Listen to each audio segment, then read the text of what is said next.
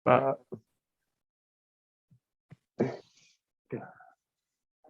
Baik, selamat datang kembali rekan-rekan mahasiswa kelas IF6. Oke, kembali lagi ke perkuliahan pola pikir digital. Nah, hari ini untuk topik yang akan kita bahas sebenarnya masih melanjutkan tentang topik di pertemuan pertama minggu lalu. Jadi kita masih membahas tentang pengantar pola pikir digital. Nah, jika di pertemuan minggu lalu, ya kita membahas tentang apa sih itu pola pikir digital dan kenapa kita memerlukan eh, memiliki pola pikir digital di zaman atau di era digital saat ini. Nah, kita sudah membahas kenapa perlunya ya Anda memiliki pola pikir digital. Nah, hari ini kita akan melanjutkan dengan ya mengulang kembali mungkin, tapi kita akan lebih dalam membahas yang namanya era digital dan apa pengaruhnya di dalam kehidupan masyarakat saat ini. Oke. Nah, minggu lalu kita sudah mendiskusikan bahwa ternyata kemunculan era digital tidak lain tidak bukan muncul karena perkembangan dari teknologi yang semakin pesat. Jadi nanti kita akan coba lihat seperti apa ya perkembangan teknologi, khususnya di bidang teknologi informasi dan komunikasi.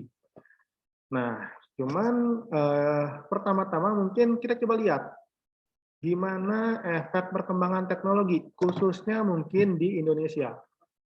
Nah, karena kita tinggal di Indonesia, ya mungkin kita perlu tahu sedikit lah, ya gimana penggunaan teknologi di masyarakat kita. Oke.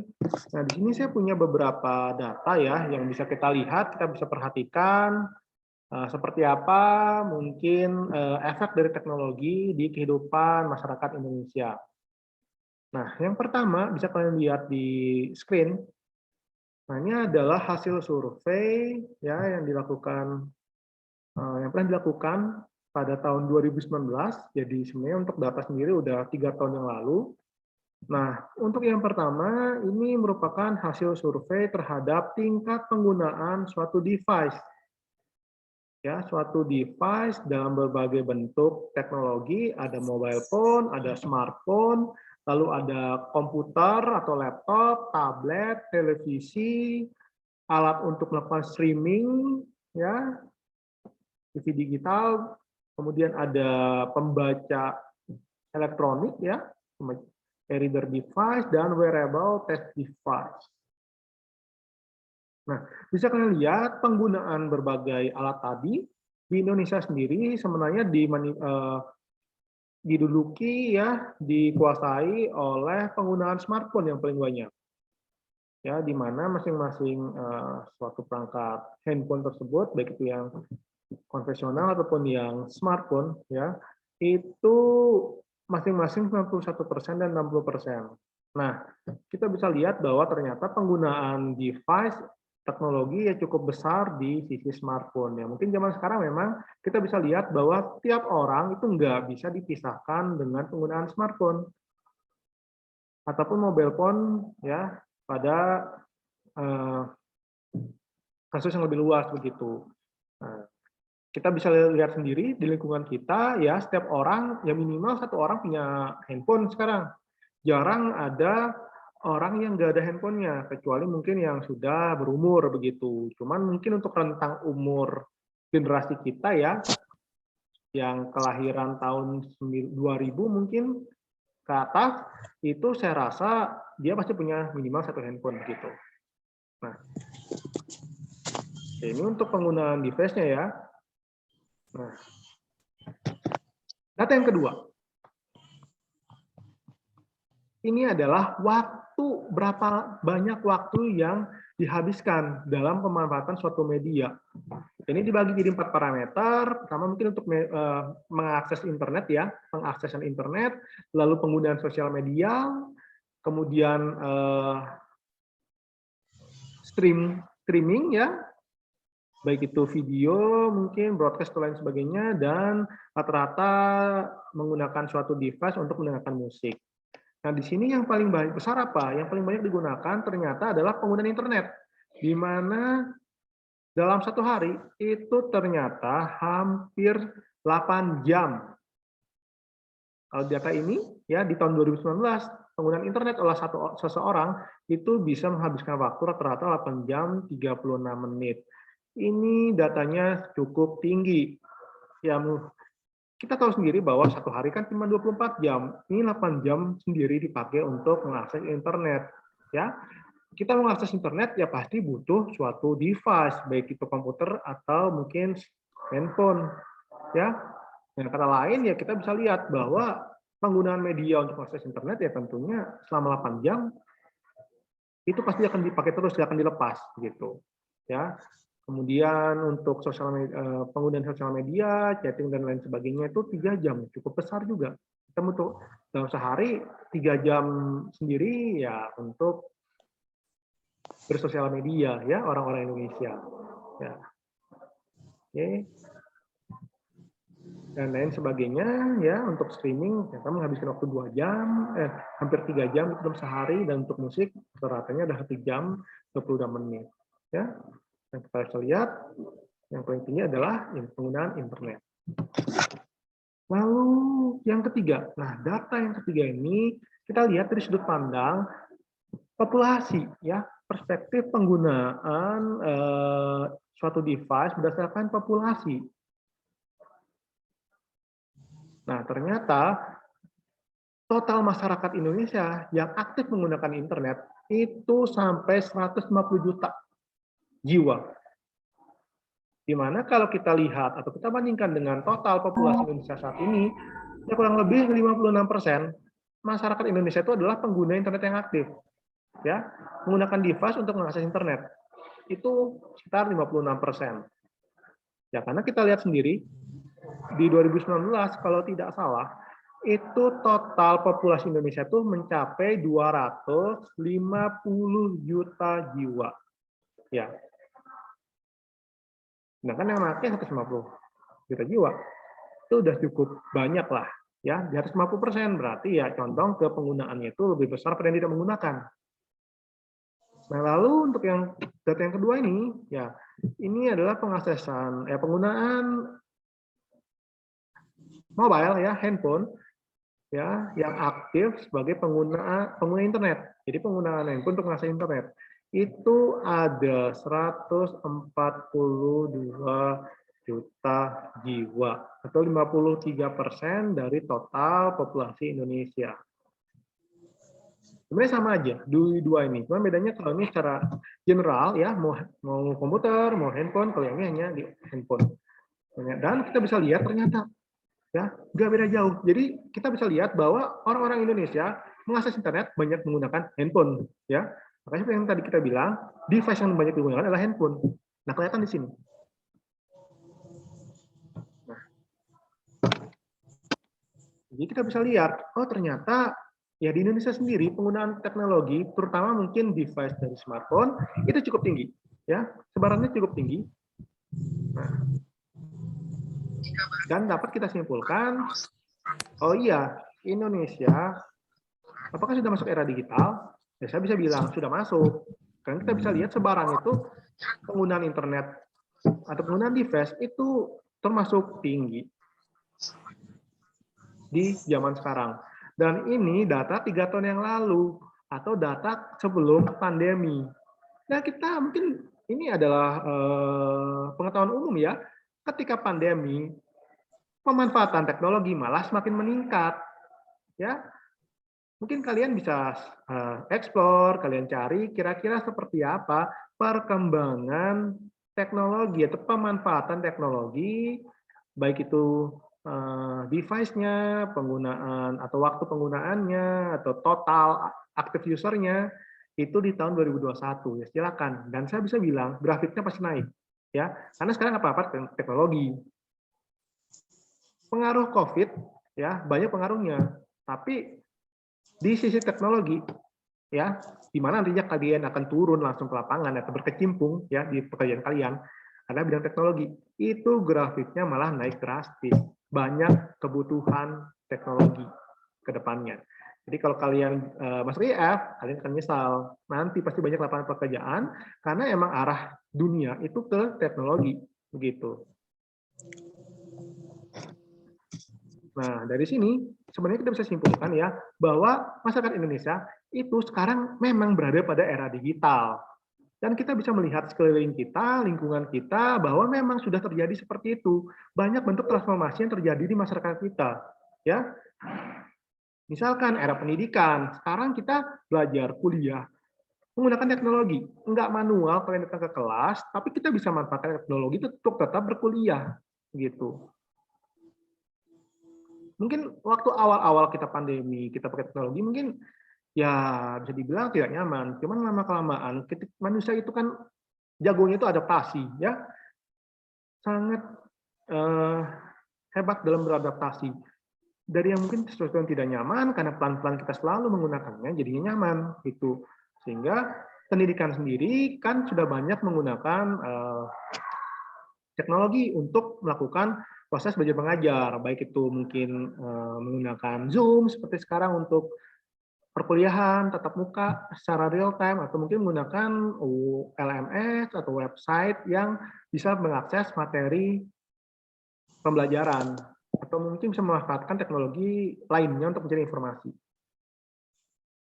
Sosial, ya mungkin zaman dulu kalau kita ingin komunikasi, terutama mungkin jika kita punya teman-teman ya, biasanya kalau kuliah, apalagi semester 1, apalagi yang dari luar kota, gitu, teman-temannya mungkin kuliahnya itu di kota yang berbeda dengan kalian. Mungkin ada yang ke Bandung, ada yang ke Jakarta, ada yang kemana, ke Jogja mungkin, dan lain sebagainya. Nah, untuk komunikasi kan, kalau zaman dulu itu susah.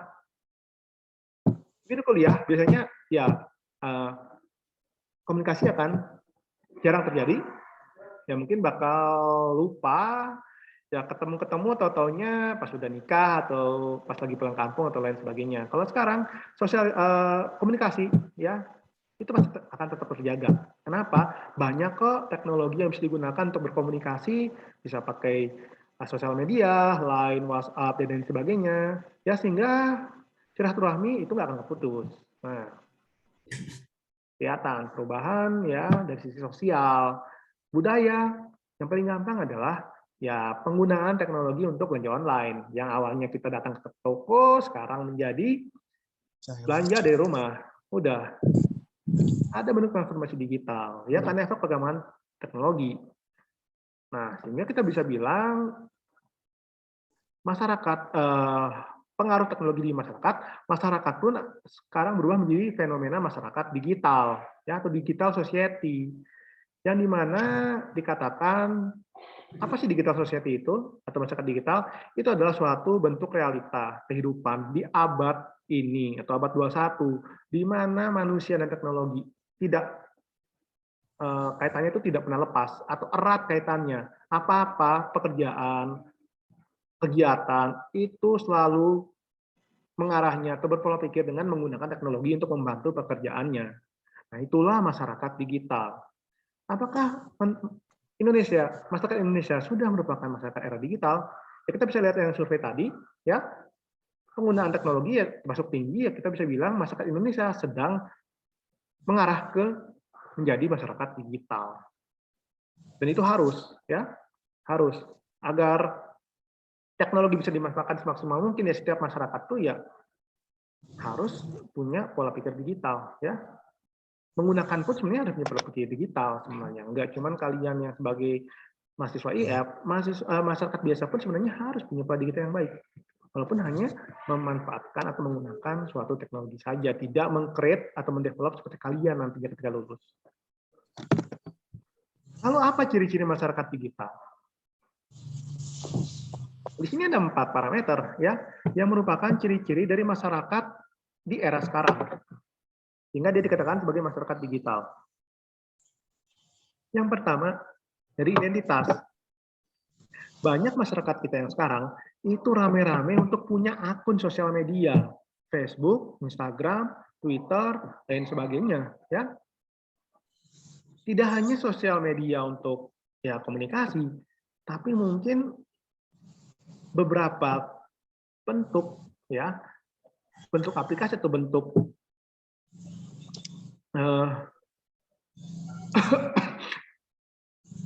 ruang lingkup digital gitu yang digunakan untuk membuktikan bahwa mereka itu eksis.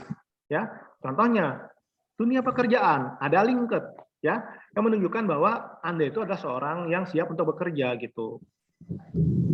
Yang bisa dihubungkan dengan berbagai macam perusahaan ya karir kalian bisa ditaruh di situ sehingga mempermudah mungkin buat perusahaan-perusahaan melihat CV kalian di LinkedIn mungkin akan dihubungi. Nah, itu ciri-ciri identitas. Mereka suka menyebarkan atau menandakan bahwa dia tuh ada gitu ya. Salah satunya dengan memanfaatkan teknologi. Lalu yang kedua, proses belajar. Masyarakat sekarang kecenderungan kalau ada pertanyaan atau kalau ingin mencari suatu informasi, kecenderungannya adalah tanya Mbah Google. Apa-apa pasti buka HP, buka browser, ketik Google, masukkan apa yang mau dicari. Cara belajar algoritma dan pemrograman, cara belajar HTML. Pasti begitu, ya. Karena memang pola pikirnya mengarahnya ke situ. Ada teknologi yang mempermudah mereka untuk mencari informasi, pasti akan dimanfaatkan. Yang manusia memang seperti itu, ingin yang mudah. Nah, jadi proses belajar pun ya akan lebih ke pemanfaatan teknologi. Berbeda dengan zaman kita dulu. Zaman saya sudah pakai teknologi ya. Mungkin zaman ibu bapak kalian gitu atau zaman kakek nenek kalian mau belajar kalau enggak dikasih materinya oleh dosen, oleh guru, ya mau nggak mau harus ke perpustakaan atau mungkin ya dari surat kabar atau dari media-media cetak lainnya.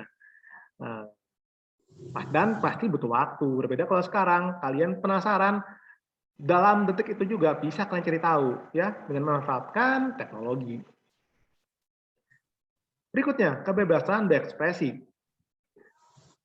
Nah, masyarakat zaman sekarang itu lebih suka mengekspresikan dirinya ya dengan secara digital. Ya, dengan adanya internet ya kita bisa memanfaatkan ya mungkin sosial media begitu untuk mengekspresikan minat dan atau mungkin hobinya ya. Dan banyak teknologi yang mendukung hal tersebut. Instagram untuk mengekspresikan gimana kalian berfoto pemandangan atau foto kalian sendiri dan lain sebagainya. Atau mungkin aplikasi yang sekarang heboh ya seperti TikTok tuh yang sering banget muncul sebagai hal yang viral begitu. Itu kan sebenarnya adalah bentuk ekspresi kalian sebenarnya dengan memanfaatkan teknologi.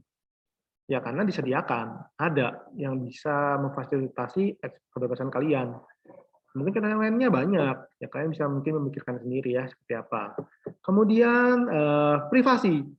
Masyarakat zaman sekarang itu lebih terbuka, ya. Dia tidak tertutup atau tidak menjaga privasinya seperti mungkin masyarakat zaman dulu mungkin ya. Masyarakat era 90-an yang dimana lebih tertutup. Sekarang privasi hal-hal yang sebenarnya tidak cocok untuk disebarkan ke publik dengan mudah disebarkan dan bisa tanpa pikir panjang ya disebarkan gitu ya yang harusnya tidak layak tetap disebarkan gitu. Nah, itu salah satu ciri masyarakat sekarang. Ya, kalian punya sosial media, kalian setiap ada suatu kejadian, baik itu penting tidak penting, biasanya suka membuatkan status begitu. Nah, sebenarnya harusnya tidak perlu disebarkan. Ya sekarang ya orang lain atau publik pun bisa mengetahui ya karena kalian bisa dengan mudah menyebarkan mungkin apa yang kalian pikirkan ya. Jadi privasinya untuk zaman sekarang itu lebih terbuka, lebih agresif, ya tidak tertutup. Oke, jadi kurang lebih seperti itu ciri masyarakat digital. Nah pertanyaannya apakah kalian sudah atau memiliki ciri-ciri seperti ini? Ya silakan kalian mungkin bisa renungkan sendiri. Kalau ternyata kalian memiliki ciri-ciri seperti ini ya berarti kalian sudah termasuk kategori masyarakat digital begitu. Ya silakan dijawab sendiri. Baik, selanjutnya, ternyata kemajuan teknologi ya telah banyak membuka mata masyarakat terhadap sebuah dunia baru. Udah pasti, ya. Perkembangan teknologi menghasilkan suatu hal yang baru. Dan mau tidak mau ya kita pasti akan mengikuti perkembangan zaman. Ya, di mana pasti akan ada perubahan terhadap tatanan atau budaya ataupun nilai-nilai kehidupan di masyarakat. Nah, seperti apa dampak kemajuan teknologi? Di sini saya merangkum beberapa efek dari kemajuan teknologi. Ini secara umum ya. Yang pertama, perkembangan teknologi menjanjikan perubahan. Sudah jelas. Contohnya, tadi sudah banyak disebutkan. Perubahan pola pikir, perubahan budaya berbelanja. Yang awalnya datang ke toko, datang ke pasar, sekarang menjadi online, daring, langsung dari rumah menggunakan aplikasi. Perubahan pendidikan, yang awalnya materi misalkan diberikan dari guru langsung atau diberikan dari dosen langsung ketika perkuliahan, sekarang bisa diakses kapanpun. Bahkan seperti kalian, materi hari ini bisa kalian akses dari tadi pagi. Nggak perlu menunggu kelas beres. Nah, perubahan. Ya, dan banyak bentuk perubahan yang merupakan efek atau dampak dari teknologi. Kedua, teknologi menjanjikan kemudahan. Nah, alasan kenapa teknologi itu banyak dipakai, karena dengan pemanfaatan teknologi, pekerjaan yang sulit bisa menjadi mudah. Membuat laporan, ya, kalian ada tugas membuat makalah. Kalau kalian tulis tangan, seminggu bisa nggak jadi. Nah, kalau kalian menggunakan teknologi, kalian manfaatkan aplikasi seperti Microsoft Word, kalian tinggal ngetik saja dengan bantuan komputer, cepat kerja kalian beres, ketimbang kalian menuliskan tangan. Kalian misalkan ingin menjadi yang namanya seorang analis terhadap statistik, ingin membuat sampel, ya.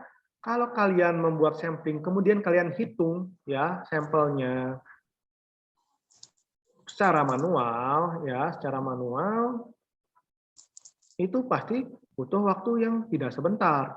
Tapi kalau kalian memanfaatkan teknologi, misalkan menggunakan Excel, misalkan menggunakan aplikasi SPSS, itu kalian tinggal masukkan datanya, kalian tunggu sebentar, hasilnya keluar. Mudah? Mudah kerja kalian. Atau yang paling sederhana lagi contohnya, ada 1.000 atau ada 10.000 bilangan yang tidak terurut. Kalian disuruh mengurutkan. Kalian urutkan satu-satu secara manual. Itu berjam-jam mungkin nggak beres. Tapi dengan bantuan teknologi, misalkan kalian, oh saya udah belajar algoritma, saya buat program sederhana dengan menggunakan misalkan algoritma bubble sort. Ya, nanti kalian akan belajar lah itu apa, ya. Yang tujuannya adalah mengurutkan dalam waktu 1 detik mungkin atau kurang, beres. 10.000 data terurut dan rapi. Nah, kemudahan teknologi dimudah, ya, karena semuanya dikerjakan oleh komputer. Ya, begitulah enaknya. Ketiga, dampak teknologi di mana perkembangan teknologi menjanjikan peningkatan produktivitas. Sudah pasti, ya. Ini erat kaitannya dengan yang kedua dari dampak teknologi, di mana seluruh pekerjaan menjadi mudah, maka produktivitas pun secara langsung akan meningkat. Kalau kerjaan kita cepat beres, maka kita bisa mengerjakan kerjaan yang lain. Ya, kita nggak akan menunggu dalam waktu yang cukup lama untuk beres dulu satu pekerjaan untuk pindah ke pekerjaan yang lain. Nah, jadi kita bisa meningkatkan produktivitas kita. Jadi setelah 1 hari mungkin yang awalnya hanya beres 1 pekerjaan, dengan bantuan teknologi mungkin hanya jadi 3 pekerjaan beres dalam 1 hari. Enaknya apa? Oh, barangkali kalau cepat beres, ya mungkin bisa cepat liburan. Walaupun kenyataannya, ya saya sendiri tetap aja kerjaan banyak tiap hari. Biarpun udah bantuan teknologi. Oke, begitu. Yuk, yang keempat, teknologi menjanjikan popularitas. Nah, ini salah satu efek teknologi juga. Dengan bantuan sosial media, kalian bisa ya meningkatkan atau menaikkan popularitas kalian. Ya, barangkali kalian membuat sesuatu konten yang viral, misalkan dengan menggunakan Instagram, YouTube, dan ya akan jadi pansos, ya panjat sosial, siapa tahu jadi terkenal. Ya, hoki-hoki misalkan banyak kok dari dulu juga ya yang bermodalkan viral, tiba-tiba jadi terkenal, jadi artis dadakan. Ya, nah itu kenapa bisa? Ya karena bantuan teknologi. Zaman dulu, ketika penggunaan komputer atau smartphone itu belum banyak, ya jarang kita melihat seperti itu. Zaman sekarang mungkin setiap bulan ada aja yang viral, gitu. Ya apa yang viral sekarang? Ya, mungkin kalian lebih tahu daripada saya mungkin ya. Oke. Dan banyak dan lain sebagainya. Nah, masih banyak lagi dampak teknologi dalam kehidupan masyarakat. Karena secara tidak langsung memang perkembangan teknologi yang cepat ini ya efeknya memang masif ke masyarakat ya, sehingga emang ada untungnya. Oke, begitu. Nah, ini salah satu bentuk ya pemanfaatan ya. Bahkan simbol di pasar pun itu harus melek digital ya. Zaman sekarang di mana-mana teknologi itu hampir digunakan di seluruh kehidupan. Misalkan dinas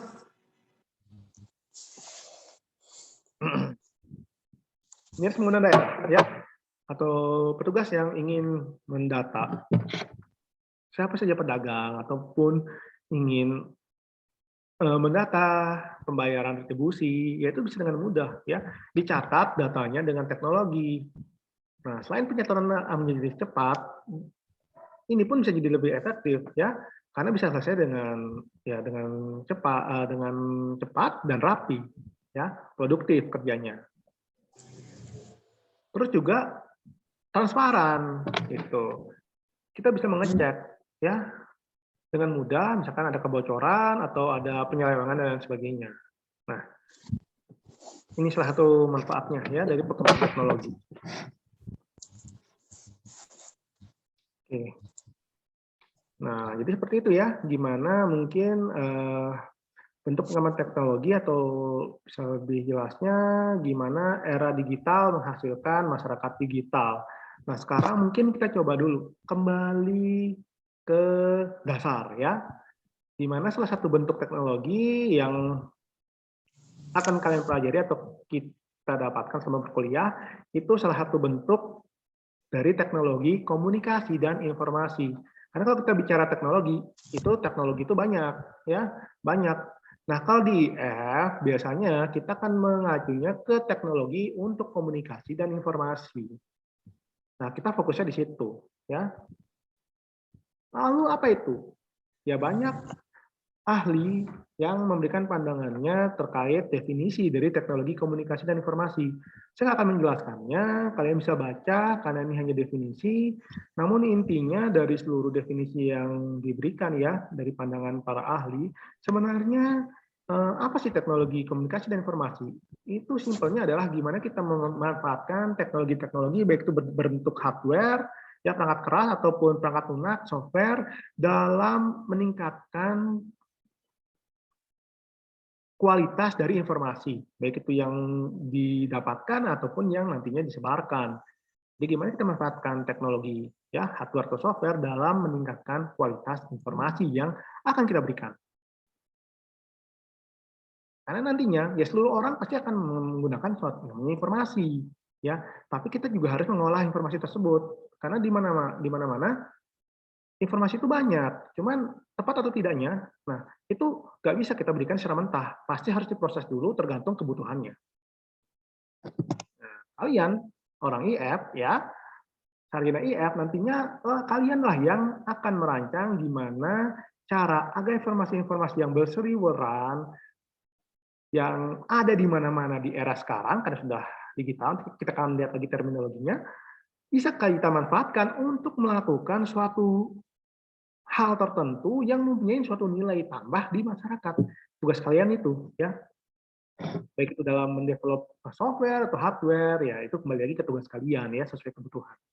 Oke, itu terminologi dari komunikasi dan informasi. Nah, lalu dari perkembangan TK, saya singkat aja TK ya.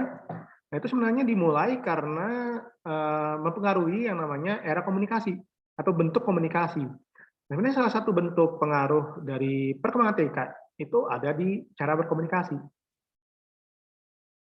Nah, menurut Everett M. Roger, ada 4 era komunikasi ya sampai saat ini. Pertama ada era komunikasi tulisan. Yang paling pertama, ya bentuk komunikasi itu menggunakan tulisan, baik itu di prasasti, di batu, atau di lain sebagainya.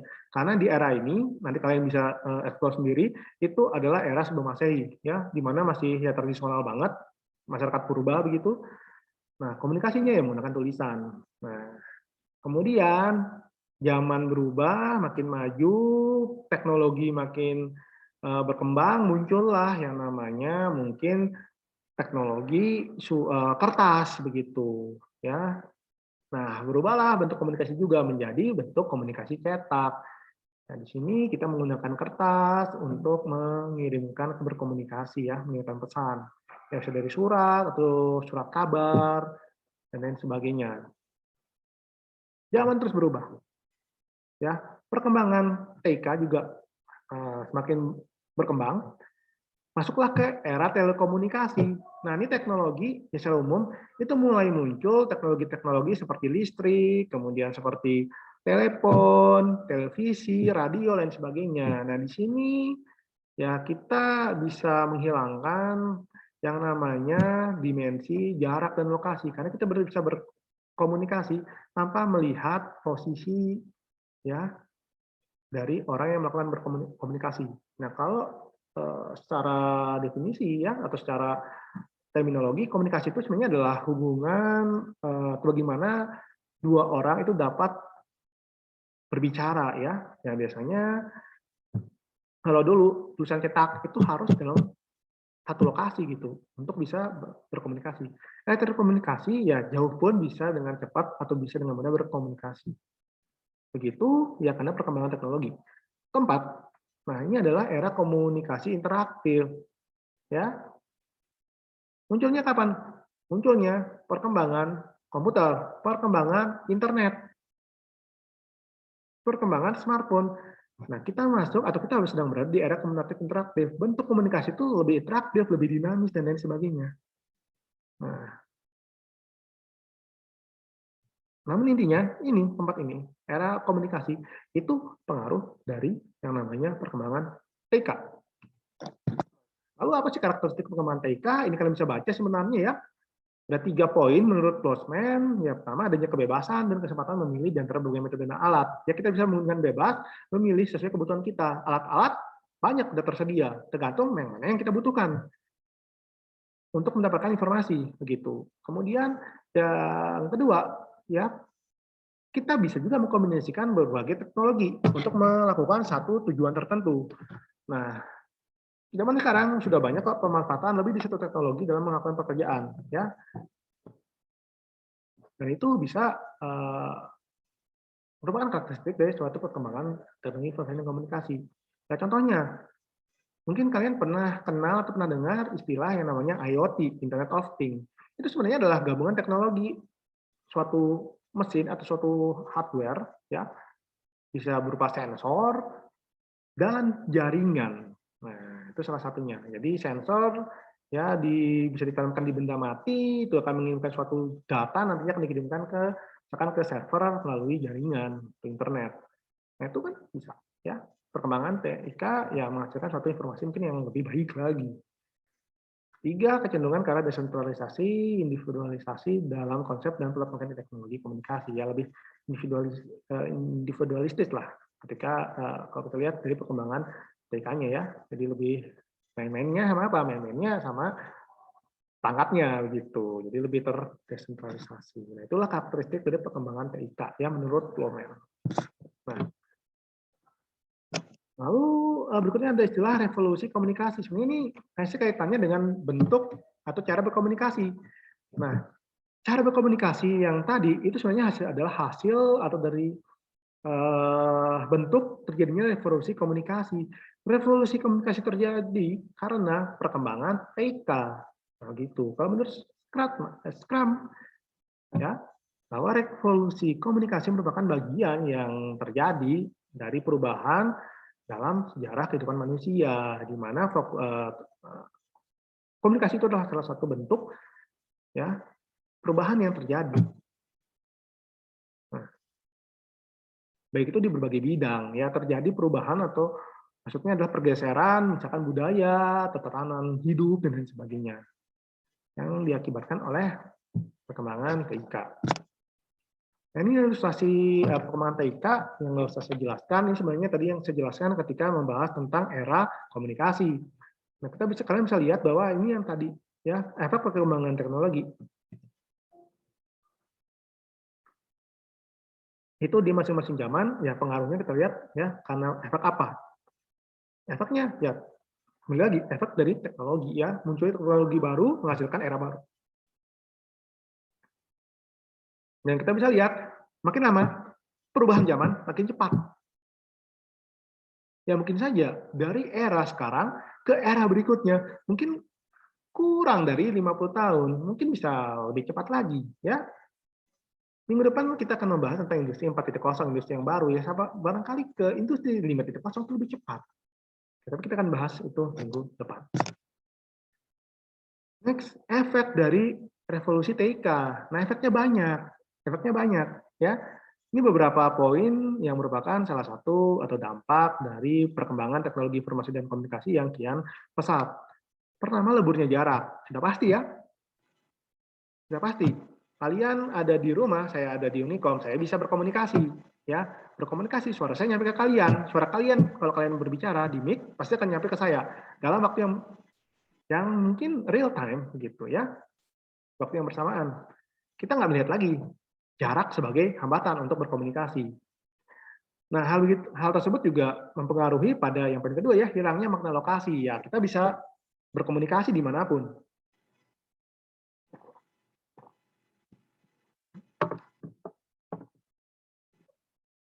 Kemudian, besar kecil bukan ukuran. Ya, kita nggak mempermasalahan ukuran lagi. Nah, ukuran di sini lebih ke yang tradisional, ya, ukuran tradisional, yaitu ada panjang, ada kali, ada lebar. Gitu. Misalkan kalian mau membuat gambar dengan panjang 4 meter kali 2 meter kali berapa untuk lebarnya. Nah, itu kalau kalian sudah memanfaatkan TIK, ya, itu nggak perlu memikirkan itu, ya, kalian bisa, ya, tanpa memikirkan apakah bisa disimpan atau tidak.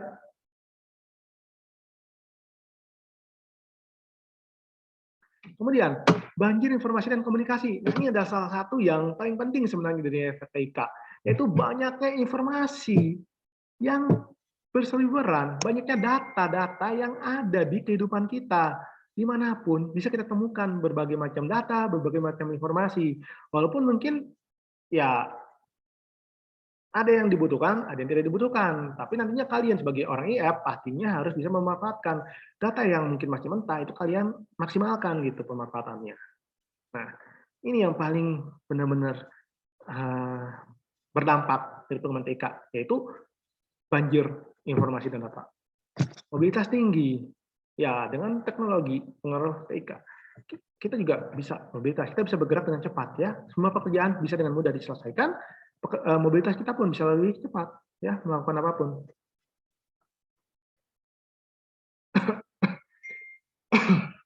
Nah, dan lain sebagainya. Nah, ini nggak usah saya jelaskan, ya, kalian bisa cari sendiri, ya. Intinya, ini beberapa poin yang merupakan dari efek perkembangan TIK, ya.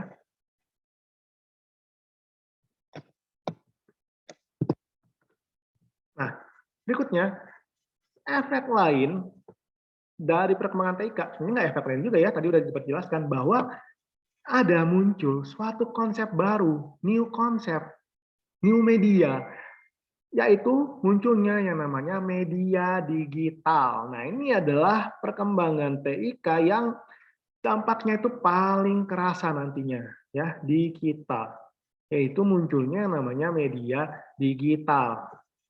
Mungkin kalau kalian dengar yang namanya digital, kalian pasti udah kebayang kayak gimana, ya. Apa sih media digital itu? Kayak gimana sih? Ya, sebenarnya kalau secara definisi, itu gampang atau mudah diingat. Digital itu merupakan suatu bentuk entitas fisik, apapun itu, yang dapat kalian transformasikan ke dalam bentuk elektronik. Jadi suatu entitas fisik yang bisa kita buat ke dalam bentuk elektroniknya, ya, ke dalam suatu file apapun yang dapat dibaca oleh komputer, itu merupakan suatu bentuk aset digital. Contoh, identitas diri kalian itu merupakan suatu bisa kalian rubah ke dalam bentuk aset digital. Ya, bisa kita simpan ke dalam komputer gitu. Salah satunya. Foto kalian, kalian foto pakai smartphone, ya pakai HP kalian, itu merupakan aset digital dan lain sebagainya. Nah, jadi intinya adalah kalau kita berbicara digital, berarti itu seluruh bentuk entitas fisik yang bisa atau bisa kita ubah ke dalam suatu bentuk elektronik. Apapun itu kita bisa sebut sebagai aset digital. Nah, lalu kemudahannya apa? Kalau sudah dalam bentuk digital, mau kita lakukan apapun, itu sangat mudah dan sangat murah untuk cost-nya. Mau kalian reproduksi, mau kalian gandakan berapapun, gampang. Contoh, kalian punya lagu, kalian tinggal Ctrl C, Ctrl V, bisa berapa file lagu yang sama kalian ubah. Dalam waktu hitungan menit. Maaf, hitungan detik. Sudah bisa kalian gandakan. Mau disimpan, file digital lebih mudah disimpan. Ya, kalian yang hobi foto, ya, kalau kalian cetak dibandingkan dengan disimpan di dalam komputer, pasti lebih mudah ketika disimpan di dalam komputer ketimbang dicetak. Kalau dicetak ya kalian harus mencari tempat, harus beli tempatnya, kalian harus jaga biar nggak rusak. Ya kalau digital itu aman, gitu. Aman, mudah disimpan. Nah, itu juga sama dengan mudah diorganisasi, lebih mudah kalian atur begitu. Mudah diolah, mudah dimanipulasi, gampang. Ya, media digital lebih gampang ketika kalian manipulasi. Ya, kalian foto, misalkan foto yang sudah kalian cetak, itu kalau kalian mau perbagus ya, ditambahkan apa? Ditambah kecerahannya, ditambah mungkin warnanya itu lain sebagainya, itu akan lebih mudah kalian manipulasi ketika foto tersebut dalam bentuk digital dibandingkan ketika sudah kalian cetak. Lebih mudah diakses, ditransmisi, kan, dan didistribusikan dan banyak keuntungan lainnya. Ya, maka kenapa bentuk digital itu gampang atau sekarang menjadi favorit ya untuk digunakan baik itu dalam pekerjaan atau dalam apapun, yaitu karena berbagai kemudahan ini. Ya, kita akan coba lihat beberapa contoh ya kemudahan yang diberikan oleh suatu media berbentuk digital. Oke, nah, isinya seperti apa? Ya, isi dari aset digital itu seperti apa? Ya, nah, apapun yang bisa kalian rubah ke dalam bentuk file yang bisa dibaca oleh komputer atau media lainnya dalam bentuk elektrik, itu bisa kita bilang merupakan suatu isi dari aset digital. Satu dokumen perusahaan atau arsip pribadi kalian, data diri kalian, itu bisa merupakan suatu aset digital. Gambar atau foto bisa. Catatan komunikasi dengan pelanggan. Oh, misalkan kalian buka buka toko online, nah dalam bentuk digital, kalian bentuk komunikasinya itu bisa tersimpan dan nggak akan hilang gitu. Ya, memang kalian berkomunikasi mungkin kayak di pasar, kan itu pasti akan lupa. Hari ini bilang diskonnya sekian, besoknya berubah gitu. Contohnya ya, rekam jejak transaksi, video dan film, log file aktivitas pengguna di komputer. Wah, ini log file hati-hati ya. Kalian browsing, buka situs-situs yang aneh-aneh itu kelihatan. Kalau mau diubek-ubek itu bisa muncul. Nah, soalnya log file itu digital, bisa kelihatan. Dan lain sebagainya. Ya, pokoknya apapun ya, bentuk entitas fisik kalau kita bisa ubah ke dalam bentuk file yang bisa dibaca oleh komputer, itu merupakan suatu aset digital. Oke, kayak gitu ya contohnya ya. Why I use Monday.com. My team uses it to manage projects, sales. Ayo, siapa yang buka YouTube? Oke. Nah, berikutnya, di manakah sebuah aset digital disimpan? Ya, aset digital itu mudah disimpan, ya. Dengan berbagai media, ya kita bisa menyimpan atau menampung suatu data digital. Contohnya hard disk, flash disk, memory stick, SD card, storage drive, dan lain sebagainya. Media-media yang bisa menampung data elektronik itu bisa kita manfaatkan untuk menyimpan aset digital. Dan ukurannya itu tidak besar. Maksudnya ukuran dimensinya ya. Misalkan kita kalau mau menyimpan bekas-berkas, ya kalau kalian misalkan Dakunikom ya, kalian bisa lihat berkas skripsi mahasiswa itu full satu ruangan. Satu ruangan itu full bekas-bekas skripsi mahasiswa. Kalau dulu sebelum pandemi itu kalau ketika kalian skripsi dan beres skripsi itu harus mengumpulkan namanya buku skripsi. Kalau sekarang semenjak pandemi itu nggak nambah lagi, itu ruangan itu nggak nambah lagi. Jadi cukup satu folder isinya adalah seluruh file dokumentasi skripsi kakak tingkat kalian. Nah, bisa mudah tersimpannya. Oke. Bagaimana aset digital diolah? Nah, aset digital, suatu bentuk digital, itu bisa dengan mudah kalian otak-atik, bisa mudah kalian manipulasi. Dan tentunya ya biasanya akan menggunakan bantuan suatu software atau aplikasi, sesuai dengan kebutuhan dari file digital tersebut. Ingin memperbagus foto kalian, mempercantik foto kalian, bisa menggunakan Adobe Photoshop, bisa kalian ya tambah cerah, kemudian mungkin kalau terlalu cerah bisa kalian gelapkan, dan lain sebagainya. Kemudian mendengarkan musik, bisa menggunakan aplikasi pemutar musik, ya. Bisa kalian mudah akses dan olah. Dan itu mudah, kalian tinggal menyiapkan aplikasi yang sesuai, ya. Maka aset digital bisa dibuka dimanapun dan kapanpun, ya. Tidak perlu kalian bawa-bawa repot-repot, ya. Tidak perlu kalian kalau dulu zaman belum ada handphone, mendengarkan musik misalkan ya harus bawa radio, nggak punya radio ya nggak bisa muter. Terus harus punya kaset, nah begitu. Ya, soal sekarang cukup satu di handphone, udah ya. Filenya mana ya? Filenya udah ada di handphone, nggak usah pakai eksternal lagi, gitu. Bagaimana cara mendistribusikan aset digital? Nah, kalau sudah dalam bentuk media digital, gampang banget kalian kirimkan atau kalian distribusikan dari satu tempat ke tempat yang lain. Bisa dengan cara apa? Bisa dengan email, chatting, streaming, menggunakan bantuan website, aplikasi, ataupun file transfer. Ini adalah cara yang bisa kalian gunakan untuk mendistribusikan suatu media digital. Contoh saja, sekarang, saat ini, suara saya didistribusikan ke kalian. Dengan cara apa? Dengan cara streaming, ya, menggunakan Zoom. Video saya juga didistribusikan dengan cara streaming. Terus kalian, misalkan saya memberikan pertanyaan, ya suara kalian bisa didistribusikan dengan streaming, misalkan jawabannya, atau mungkin dengan chatting, kalian mengetikkan di chat. Nah, itu tuh kan saya bisa tahu, ya, terdistribusi. Mudah. Dalam hitungan detik bisa saya mendapatkan jawaban kalian. Bisa kalian dapatkan mungkin ya penjelasan materi saya juga. Begitu. Nah, itu salah satu ya gimana mudahnya mendistribusikan suatu aset digital. Nah, makanya karena begitu mudah, sekarang kalau kita mau belanja ya beberapa perusahaan, contoh aja, saya ini yang salah seorang yang dulu suka mengoleksi lagu ya. Kalau dulu saya tuh lagunya bajakan semua. Kalau sekarang karena mudah untuk didistribusikan, pembayaran gampang, dulu susah, sekarang gampang banget. Jadinya ya saya sebagai bentuk apresiasi saya kepada artis, ya saya ya membeli yang asli dan gampang kok, bisa di Spotify, bisa di Apple gitu ya. Terus kita bisa langsung dapat, bisa langsung ketika kita sudah membayar ya udah filenya didistribusikan ke device kita masing-masing. Nah, gampang kan? Itu itulah kemudahan aset digital. Kalau dulu saya pernah ingat, saya kebetulan lagu-lagu favorit saya itu nggak bisa didapatkan di Indonesia, mau beli itu harus menunggu berapa bulan baru dikirimkan karena di luar negeri.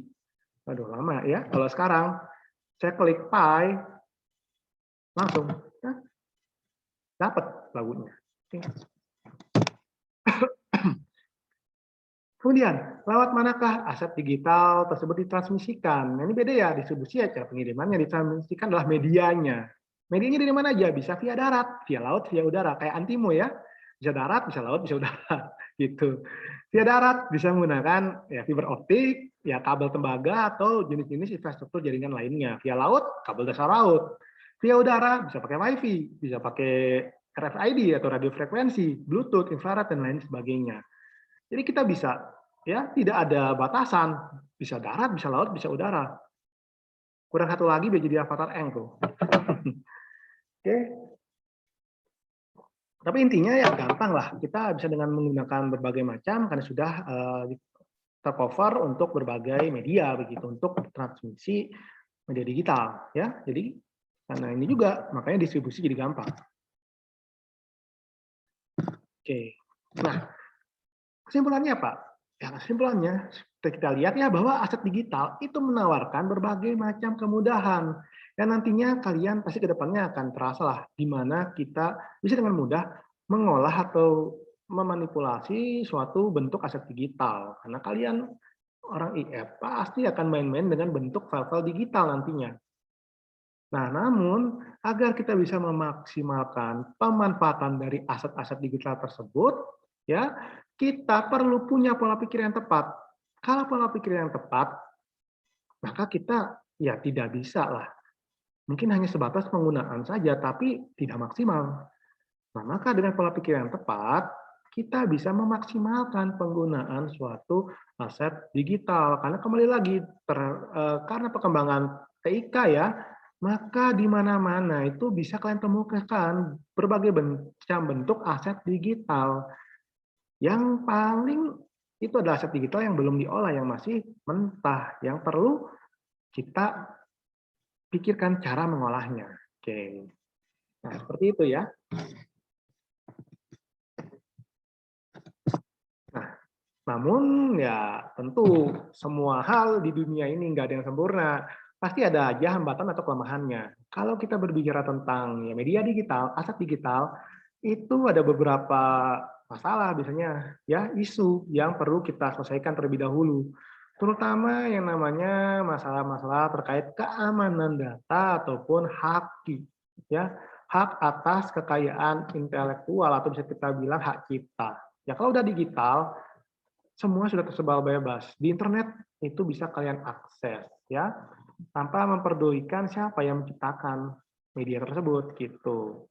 Ya, makanya ini adalah salah satu mungkin ya isu-isu yang mungkin nanti akan kalian perlu pikirkan ya selama kalian kuliah di Unicom gitu.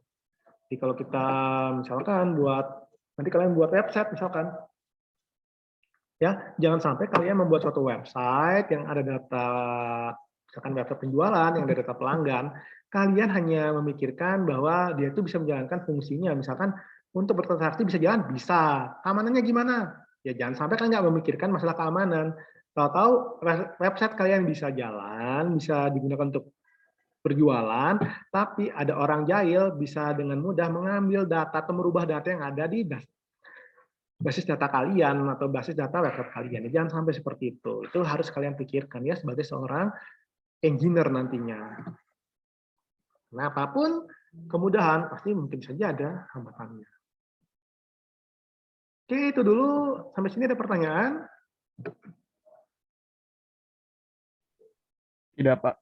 Aman Sudah, ya? Pak, sudah Cukup, sudah Pak. cukup, Pak. Cukup. Oke, kalau sudah cukup, jadi seperti itu mungkin inti pembahasan kita pada hari ini ya, berfokus ke era digital dan seperti apa pengaruhnya ya dari sisi mungkin masyarakatnya, terus dari sisi perkembangan TIK-nya dan mungkin sisi media yang akan sering muncul ketika pengaruh dari TIK. Nah, kemudian saya punya ini ya, punya suatu renungan. Coba dari kita merenungkan kira-kira bagaimana kita bisa mengetahui bahwa seseorang itu perlu berolahraga. Coba kalian renungkan ini dan kemudian pikirkan kira-kira kalau saya punya suatu pola pikir digital, kira-kira gimana ya cara saya untuk mengetahui orang itu perlu olahraga. Oke. Mangga, yang mau menyampaikan pola pikirnya atau solusinya itu kira-kira gimana caranya? Silakan komentar. Kita diskusi bareng-bareng.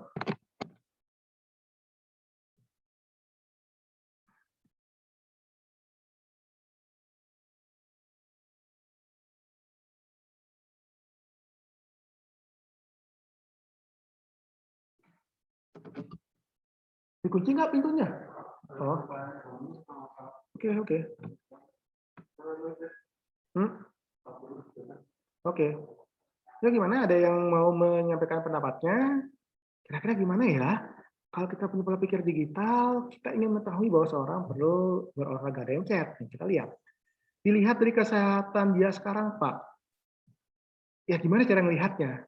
Ya, kita melihat, ingin melihat kesehatan seorang, ya gimana caranya?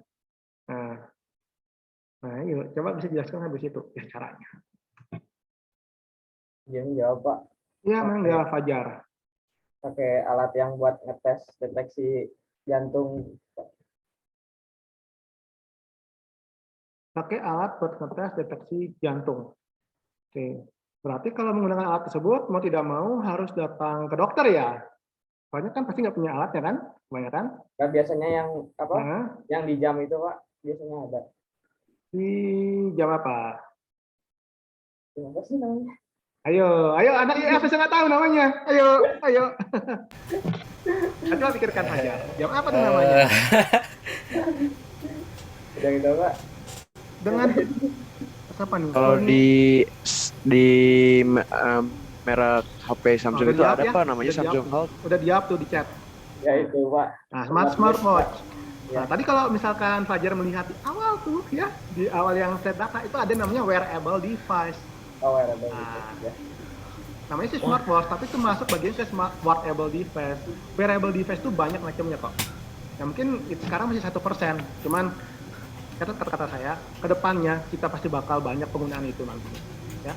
Dan itu juga adalah topik skripsi kalian sebenarnya. Ya, walaupun belum banyak yang ngambil sih. Oh iya.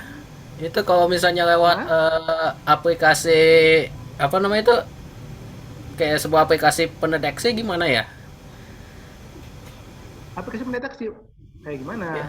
Pendeteksi kesehatan Pendeteksian maksud. kesehatan. Ya cara mendeteksinya kayak gimana? Nah, kalian harus memikirkan kayak gitunya. Gimana cara deteksi? Jadi jangan berpikir pakai aplikasi A, B, C. Cuman aplikasi A cara kerjanya tuh gimana cara mendeteksinya itu yang harus kalian pikirkan. Hitung BMI-nya, Pak. Nah, cara mendeteksi BMI gimana? Siapa cara mendeteksi BMI dengan masukkan tinggi badan, berat badan, dan umur? Bagi Cara Ada dapatnya? aplikasinya, seperti aplikasi Fat Secret, Bapak. Buat Oke. hitung jumlah kalori yang kita butuhkan tiap hari. Oke. Dengan cara masukkan datanya. data-data Ya. kita. Nah, aplikasi yang itu sekarang ya, menurut Alexander, saya belum pernah buka sih. Cuman kalau saya lihat itu cara memasukkan data yang tadi berat badan, tinggi badan itu gimana? Manual kah dimasukkan oleh penggunanya atau otomatis? Siapa kalau misalnya data kita sudah tersimpan di HP, berarti langsung terkonek. Siapa kalau tidak berarti kita isi secara manual. Manual. Oke, mungkin sekarang secara manual. Cuman ke depannya ya, itu cara udah tidak praktis sebenarnya, ya. Karena kalau manual, kalau lupa gimana? Kalau lupa gimana?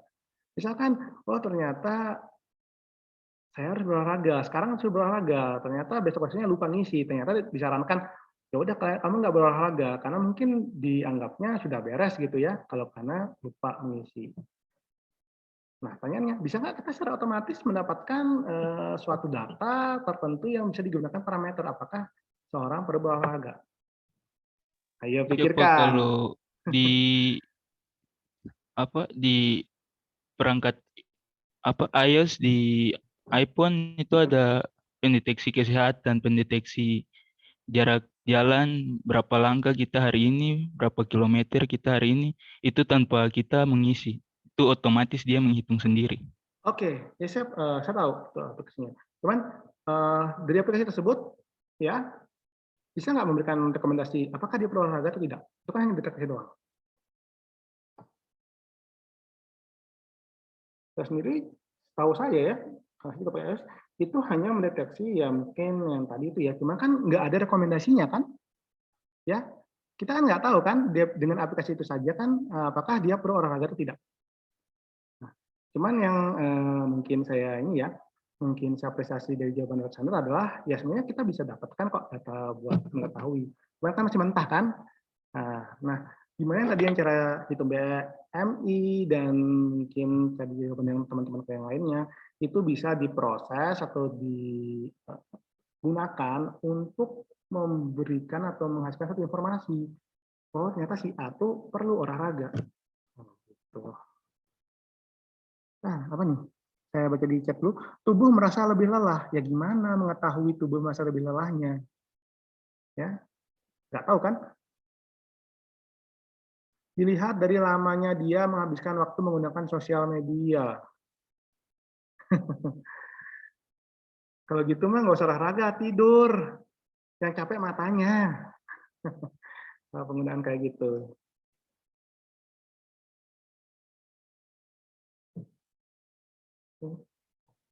Sebenarnya untuk mengetahui seseorang berolahraga itu banyak kok caranya. Tadi udah beberapa masukan itu yang udah terlihat ya. Gimana cara kalian mencoba untuk mengetahui kira-kira apa sih parameter atau mungkin datanya yang bisa digunakan sebagai bahan untuk mengetahui seseorang berolahraga. Tapi cuman mungkin kalau saya berpikirnya gimana ya.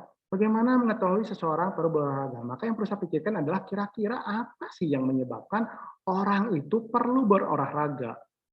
Nah, kira-kira kalau muncul pikiran seperti itu, apa sih penyebab orang yang perlu berolahraga? Kalau dari berbagai survei, ya, dari berbagai informasi yang bisa mungkin kalian temukan, biasanya kalau kita ingin olahraga itu faktor berat badan biasanya yang paling mendorong motivasi kita olahraga. Entah itu berat badan atau dan juga bentuk tubuh biasanya, ya, ingin maco begitu. Nah, dari situ ya, kita pikir ya berat badan. Kita tuh sebenarnya berat badan bisa kita dapatkan kok dari berat badan kita, ya.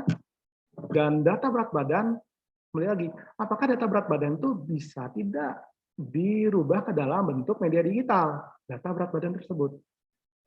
Zaman sekarang bisa banget teknologi memungkinkan. Nah, yang maksud saya adalah teknologi memungkinkan adalah kita mendapatkan data berat badan secara otomatis. Tidak perlu kalian menginputkan data berat badan kalian hari ini sekian, besok sekian, besok sekian. Itu bisa. Nah, caranya adalah kita menggunakan sensor untuk mendeteksi berat badan. Taruhnya di mana? Taruh aja di sepatu. Ya, ada sepatu. Taruh sensor. Jadi setiap kita masang sepatu, tet, Pak Kris, jam segini hari ini berat badannya sekian. Nanti dikirim datanya entah mungkin ke server.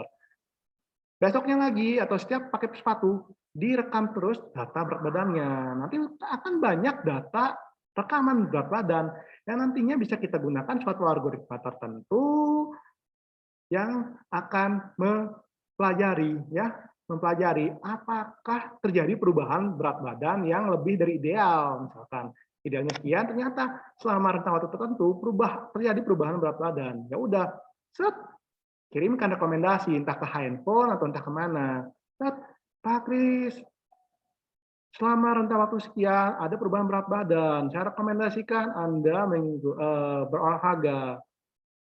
Nah, tahu kan? Tahu dari mana? Tahu dari berat badan, perubahan berat badan seseorang. Nah, bisa kita rekomendasikan dia perlu olahraga. Nah, dari situ kalau dikomersilkan pun bisa. Kita tinggal bekerja sama mungkin dengan tempat-tempat atau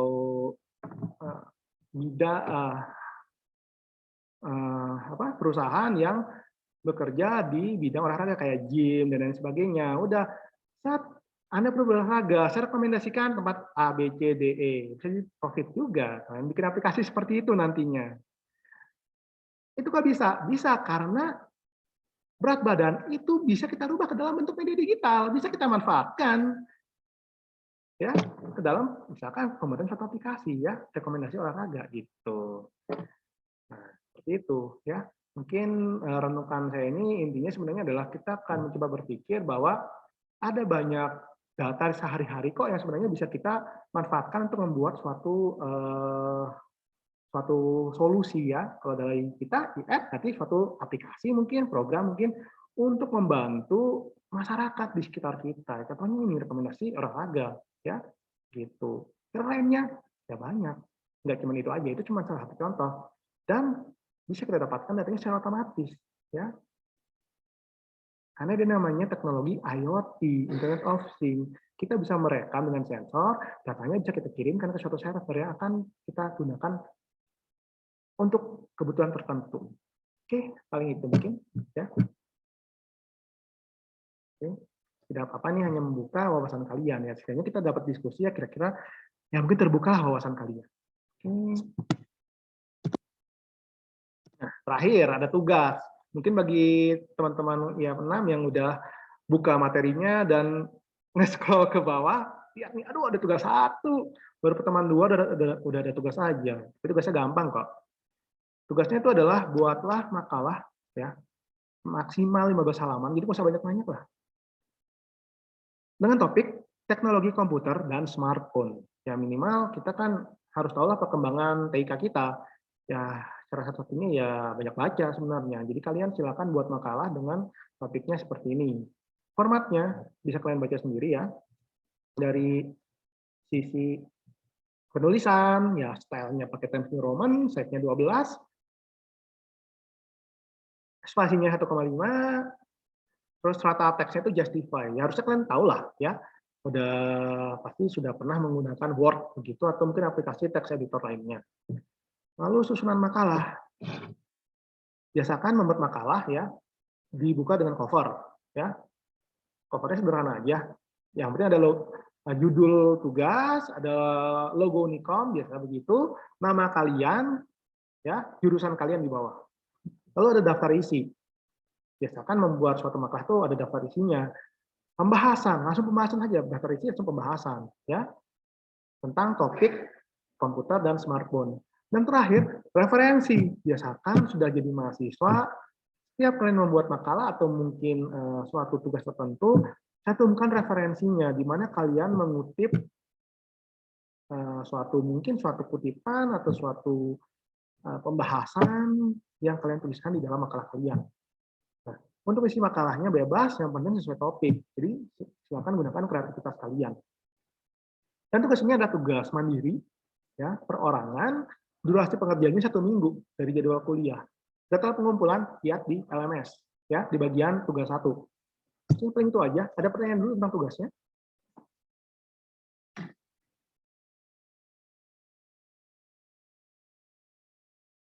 Aman ya? Dimengerti ya? Pak, dapat dimengerti, Pak. Oke. Mengerti, Pak. Dapat dimengerti, Pak. Sip, good. Kalau udah Izin dimengerti. bertanya Pak, itu dijadiin Siap mengerti. PDF atau Word aja Pak? PDF. Oh, PDF. PDF. Ya Pak, terima kasih Pak. Oke. Kalau nggak salah di LMS itu udah saya jelaskan harus PDF ya. Jadi serentak aja PDF. Mau nanya, Pak. Ya. Untuk tugas ini termasuk absen atau gimana, Pak? Tugas enggak, absen itu dari activity. Oke, makasih, Pak. Oke. Sip. Activity LMS ya. Nah, jadi kalian akses saja di situ ada kan materi pertemuan 2 kan? Ada, Pak. Ada Pak. Tinggal akses saja itu. Udah aman. Kalian tercatat Ya, Pak. sudah hadir di pertemuan 2. Baik Pak. Ya, baik, Pak. Oke, ada lagi?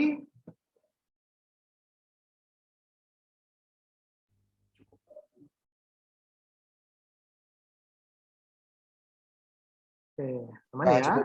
Oke, sip. Kalau begitu mungkin sudah bisa saya akhiri saja perkuliahan pola pikir digital untuk pertemuan 2 siang hari ini. Jadi seperti itu untuk materinya ya, kita melihat beberapa poin yang penting dari era digital. Nah, minggu depan kita akan membahas topik baru lagi tentang peran informatika di industri 4.0. Di sini mungkin kalian akan melihat seperti apa sih teknologi-teknologi terbaru khususnya di bidang informatika ya, yang banyak digunakan di era sekarang. Oke. Kalau tidak ada pertanyaan, mungkin saya akhiri saja perkuliahannya. Saya ucapkan terima kasih untuk rekan-rekan IAP 6 yang telah hadir di perkuliahan daring dengan Zoom pada siang hari ini. Kita akan berjumpa lagi minggu depan jika tidak ada halangan. Ya. Oke, saya cukupkan begini saja. Tuh, jika ada kesalahan ketika saya menjelaskan, saya mohon maaf ya pada kalian apabila tidak jelas juga. Oke, itu saja. Terima kasih banyak. Selamat siang. Sampai berjumpa kembali. Yang Terima kasih, terima Pak. kasih, Pak. Terima kasih, Pak. Terima kasih, Pak. Selamat siang.